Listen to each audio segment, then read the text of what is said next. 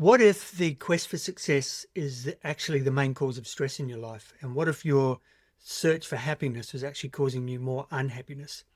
Today, I'm going to show you the shift in thinking that stops you being at the mercy of circumstances outside of you. I'm going to show you how to be happy for no reason. You'll find out why your bucket list needs to be reversed.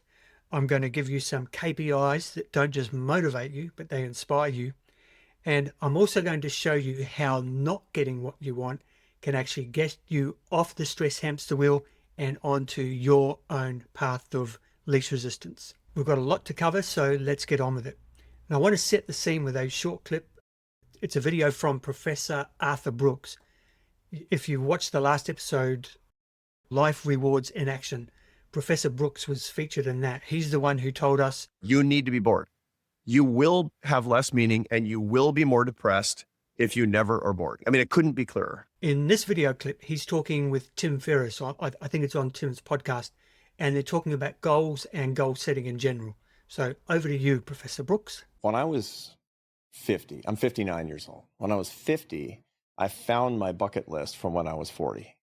You know, it was a classic thing. And on my birthday, I would make a list of my desires, my ambitions, and I would imagine myself, visualize myself consuming or experiencing these things, and it would fire me up and make me, well, kind of feel like a loser, quite frankly, because it was lowering my sense of satisfaction. I subsequently found out, and I looked at that list from when I was 40, and I checked everything off that list, and I was less happy Oh, no. at 50 than I was at 40. I'm a social scientist, so I thought to myself, obviously, I'm doing something wrong. What am I doing wrong?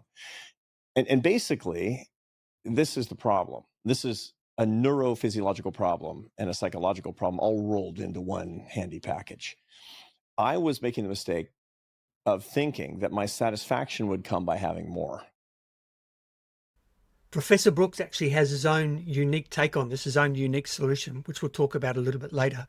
But how often does that happen? How often do we chase a goal or pursue something that we think is going to make us feel happy, think is going to make us feel successful, and it just doesn't pan out that way? Or even if we do feel happy or we do feel successful, that feeling, it kind of wears off. It just happens so often to all of us, basically. And what I put this down to is what I call circumstantial happiness. And with circumstantial happiness, what we're doing is we're relinquishing our power to circumstances out there. So it might be things like the job or the business. It could be your relationships. It could be money in the bank. I'll be happy when I've got X amount of money in the bank, or I'll feel safe when I've got X amount of money in the bank. It could be owning the house in the right suburb, owning the type of car to impress other people, or it could even just be something like a pair of shoes. If I get that pair of shoes, then I'll be happy. And then often we get those things, and as with Professor Brooks, it turns out that we either don't feel happy or that happiness, that sense of happiness, doesn't last. And so then we think, oh, okay, well, I need more. I need a better job, a bigger business, a better house, a better car, a different pair of shoes. This type of thinking, we just end up on this kind of treadmill, pursuing one thing after another, trying to see if that's what will make us happy. And then on top of this, we put too much importance on what other people think, people out there again, the outside circumstances that I was talking about. So essentially, often we end up trying to create our success or happiness based on other people's terms rather than on our own terms. So many of our actions are driven by a fear around what will they think, what will other people think. And this kind of prevents us from doing what it is that we really want to do. So for example, we might think, oh yeah, I think I want to start a podcast, but what if I fail? What will people think of me? What if no one turns up? What if no one listens to that podcast? I'll be a failure then. Or what if people do listen to the podcast and then they judge me, they criticize me for what I said on the podcast? There are so many situations in our life where either consciously or unconsciously, we're concerning ourselves with what other people think. So sometimes the opinions of others make us not do the things that we want to do, but sometimes it also makes us do things that we don't want to do in order to impress others, or we persist with something because we don't want to be seen as a failure in someone else's eyes. You know, that whole ethos of never give up. You shouldn't give up on something. Whereas what's wrong with changing our mind? Can't we change our mind about something? Just because I wanted something 6 months ago doesn't mean I have to want it 6 months later. And so, but people, I've counseled so many business owners who stick with something like a dog with a bone, not because they really want to do it, but because they're afraid that other people will think that they've failed because they didn't achieve their goal or whatever. They didn't stick with it. And so the outcome of this is that we end up chasing goals that only give us fleeting happiness, or they're either based on false expectations or they're based on the expectations of others. And often those expectations of others, they're not even spoken. We just assume what other people might think of us. And often those assumptions prove to be incorrect. And this brings me to the real source of the problem behind all of this is what in the Vedic worldview we call the mistaken intellect. The Sanskrit word for this is Pragyaparadh. Pragyaparadh, mistaken intellect. And the mistaken intellect happens because as we're growing up and even as adults, we accumulate stress, we accumulate mental impressions, and we kind of develop a way of being in the world that where we're trying to be safe all the time. We don't want to take risks, and we make a whole bunch of assumptions based on these stresses that we carry, these assumptions, these mental impressions. And this is what results in the mistaken intellect. And so we could often end up doing things for the wrong reasons or not doing things for the wrong reasons. Ultimately, the mistaken intellect is the cause of all our suffering. And if we look at the Buddha, so Buddha is not a name of someone. Buddha is a title. And the title Buddha means resolute intellect. So when Buddha achieved the status of Buddha, he had transcended the mistaken intellect, gone beyond the mistaken intellect and developed a resolute intellect. And that was an end to his suffering, basically. So all of our suffering is caused by the mistaken intellect, including the suffering around our mistaken assumptions about what success is going to look like, what happiness is going to look like. So what's the solution? How do we get over this Pragyaparadh, this mistaken intellect? What we recommend, or what we talk about in the Vedic worldview, is making a transition from being in object-referral status to self-referral status. So object-referral status is when where our reference point is outside of us. So that's that circumstantial happiness that I was talking about earlier. So our happiness, our success, our identity is based on what you get, what you have, what you do. Your success is based on milestones. So you consider yourself to be happy when this thing happens. It's a milestone that's further ahead, something that's out of reach. You might have in business, you might call these key performance indicators. I'll feel successful when I attain these key performance indicators, which often they're arbitrary numbers that have just been set, sometimes by yourself, sometimes by others in the business. But at the end of the day, they're arbitrary, but we still pin our self-worth, our sense of success on whether we achieve those numbers or not. It's not a healthy state to be in, because what happens is we're always striving for something that we don't have. So whether you've got key performance indicators or goals, call them what you like, if you're constantly fixated on that, you're always in a state of striving for something that you don't have. And essentially, you're operating from a place of deficiency. Not a good place to be. And in the state of deficiency,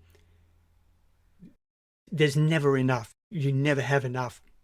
I'm reminded of a story that my teacher Tom Knowles tells. He was at an event in the US somewhere, as many decades ago, and I think it was Joseph Heller, the author of Catch-22. I'm pretty sure he's the person he was talking about. Joseph was in a conversation with some other author, and the other author was boasting about how much money he'd made from his books. And Joseph Heller said to him, well, you may very well have more money than me, but I have something that you will never have.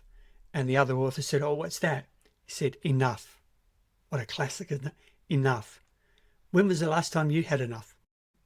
So few of us are ever content with what we've got. We never really feel like we've got enough. There's always something else that we're reaching for, something else that we're striving for. And what happens is our self-worth we end up basing our self-worth on things like outcomes, possessions, approval of others, our reputation, our status, who we know or who knows us. Our self-worth revolves around all of those things.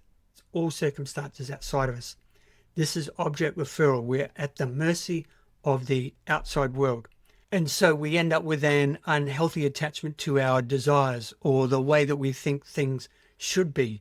And this makes us resistant to change, the change that's always going on out there. And when change does come or something happens that is outside of our expectations, we end up reacting with distress. We react with destructive stress. And the end result of that is that we just have this constant flow of stress chemistry flowing through our body.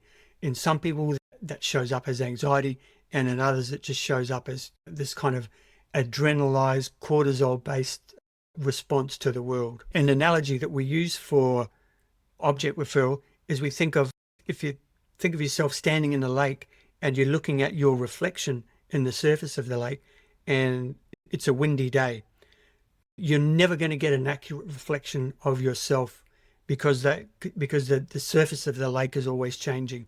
And this is how it is with the outside world. You're never going to get an accurate sense of self. You're never going to get an accurate sense of success or happiness because the outside world is constantly changing. Self-referral, it flips all of this. Everything changes.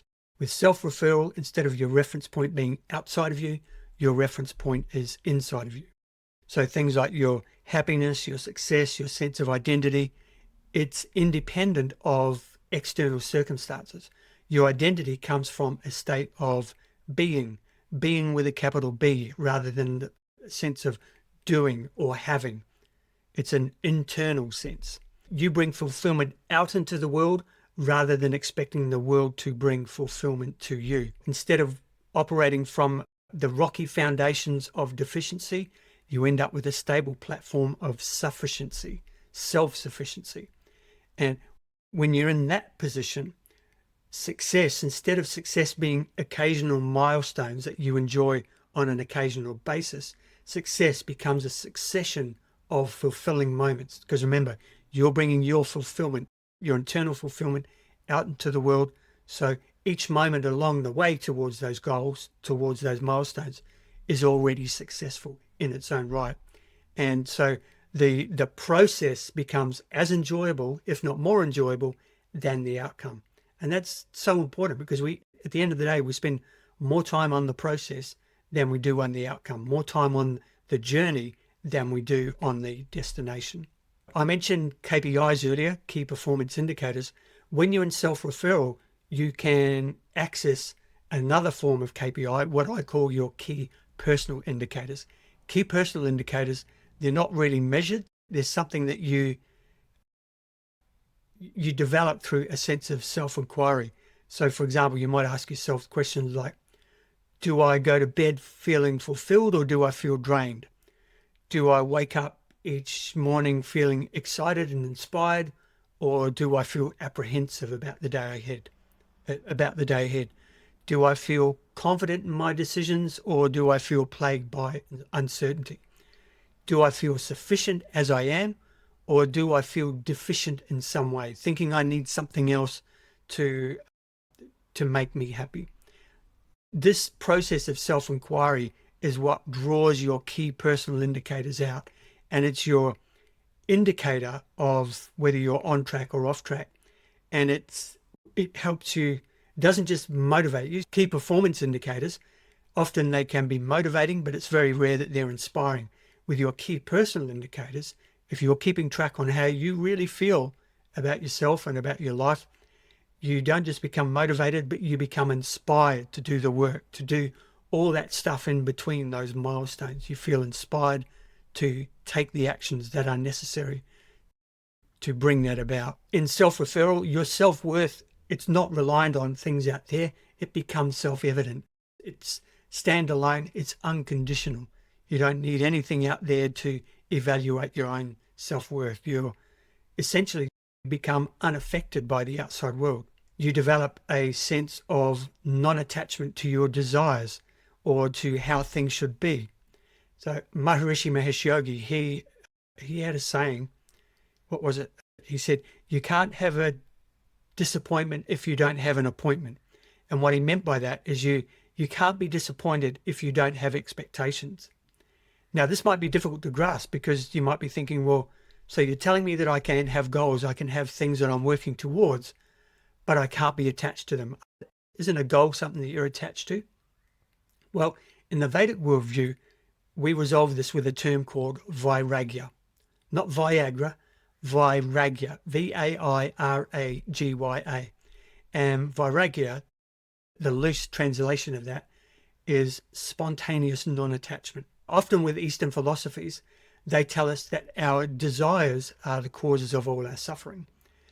But that doesn't make sense because we live in an experiential universe, and it doesn't make sense for us to be in an experiential universe and to deny ourselves the opportunity to have those experiences. So the Vedic worldview differs from those schools of thought where in the Vedic worldview we say it's not our desires that cause a problem, it's the attachment to those desires that cause the problem. So that's why we want to develop that sense of Vairagya. I'm going to put a link in the description to an episode of one of Tom Knoll's podcasts, and it's specifically on Vairagya. He goes into it in great depth. So I'm not going to go into it in too much depth here, but it's an interesting subject.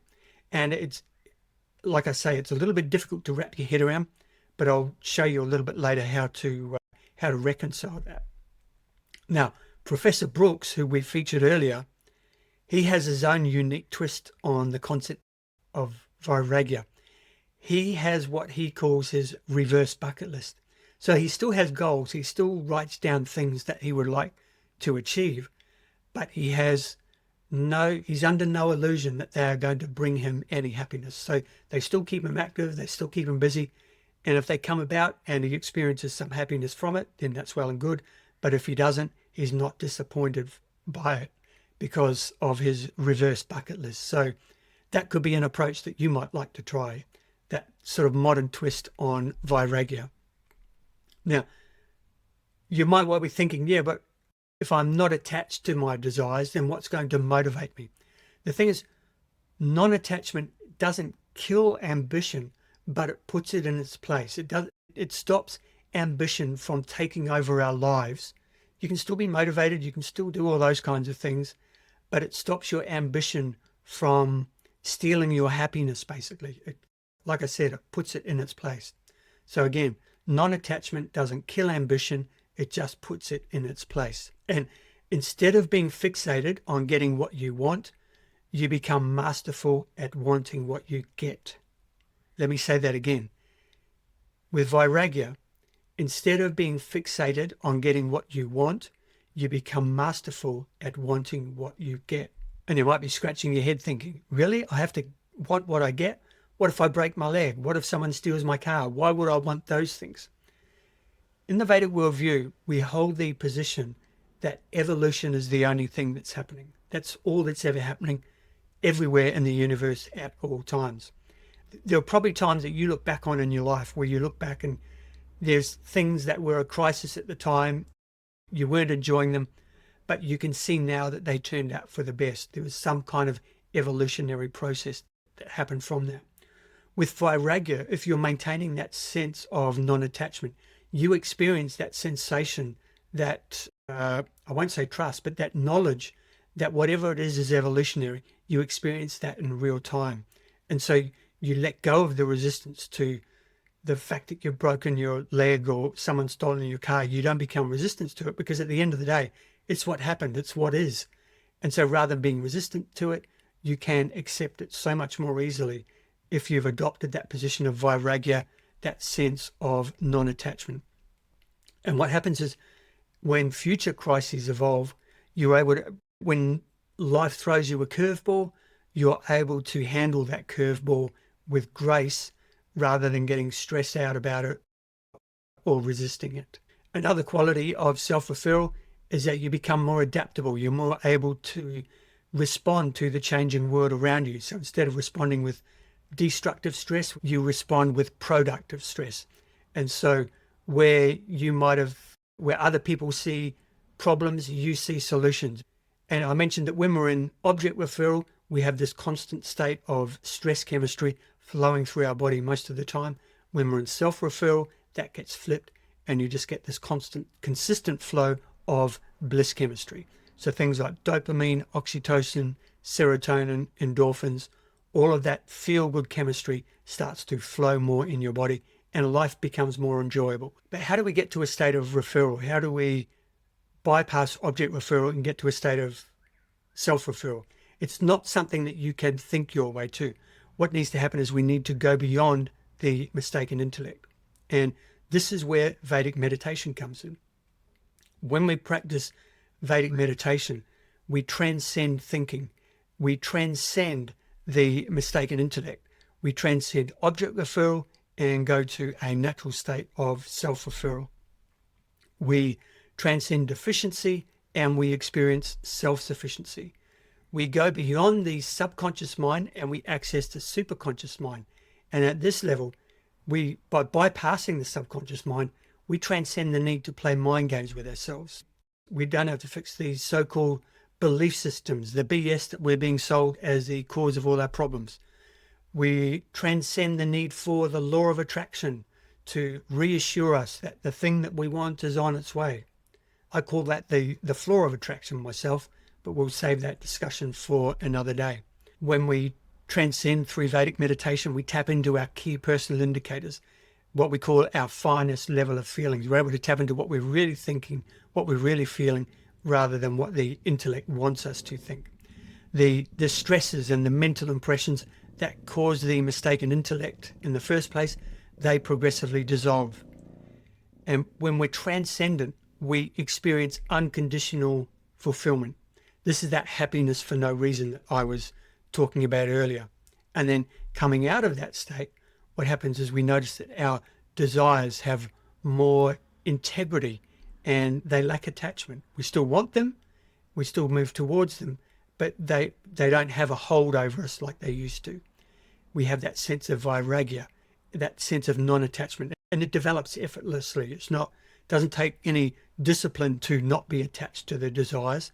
It just happens naturally and effortlessly.